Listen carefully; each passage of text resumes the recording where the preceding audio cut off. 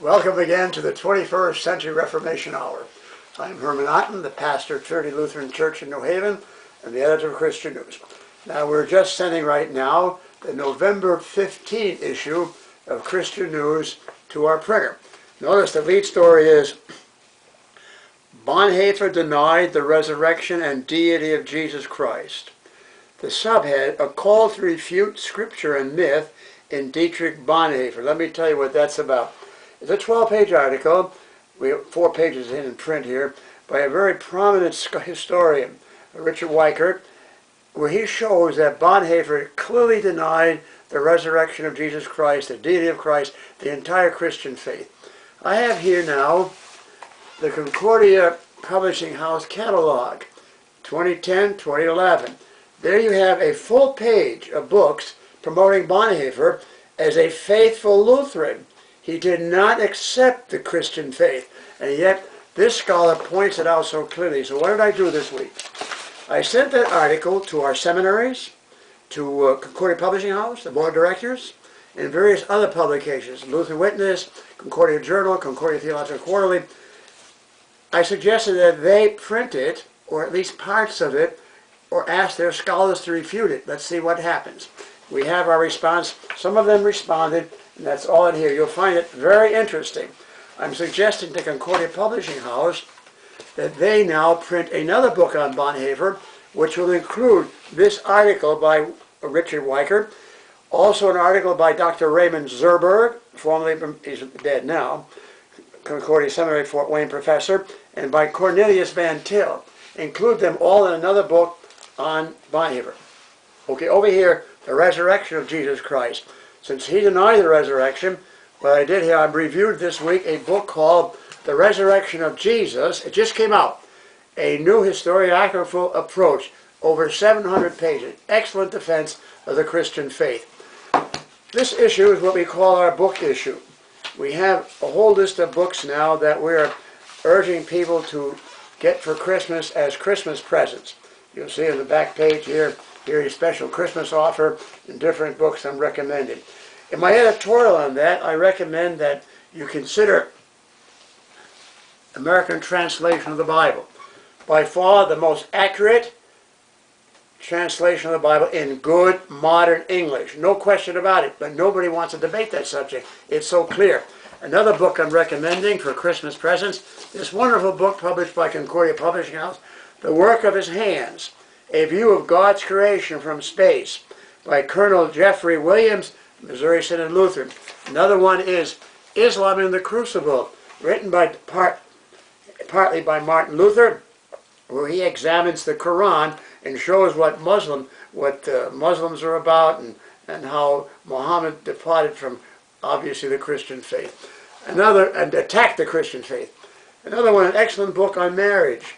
He, her honor, she, his glory.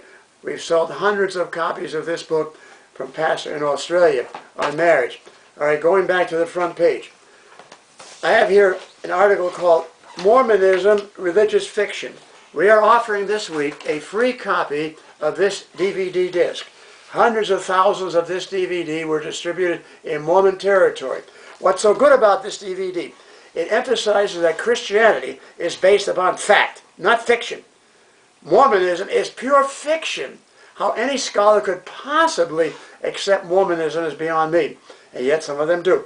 But what this does, they interview archaeologists, scientists, even former Mormons, where they recognize now that Mormonism is based on fiction. So we're offering that. Of course, we have to charge $2 for the postage. Over here, we have it. What does the internet do to our brains? There are many good things about the internet, but also it shows what it's doing to the brains of the American people. Over here is an article on women bring good news. That's what they say. Front cover of the Lutheran magazine. Over here, the same woman pastor 40 years ago on the front cover of Christian News. Here we have here in the Lutheran, they say it brings good news. I point out why women in clergy have actually brought bad news to the churches. Here in the center here we have the installation of President Harrison at the seminary. And notice I have underneath there this statement. who may have been the only person serving as a pastor of a Lutheran Church Missouri Synod congregation or professor teaching in a Lutheran school, banned from participating in this installation service and communing at the service? Was it some Jesus First or Daystar liberal who promotes evolution and women pastors? Read Out of the Loop, the Good Old Boys Club. And there you can see why I was the one banned from participating in that particular installation. Because I'm just out of the loop. Not part of the Good Old Boys Club. Read it and make up your own mind. I quote there my roommate, Kurt Marquardt, and we point out how he was, what he did there. You know, he and I worked together.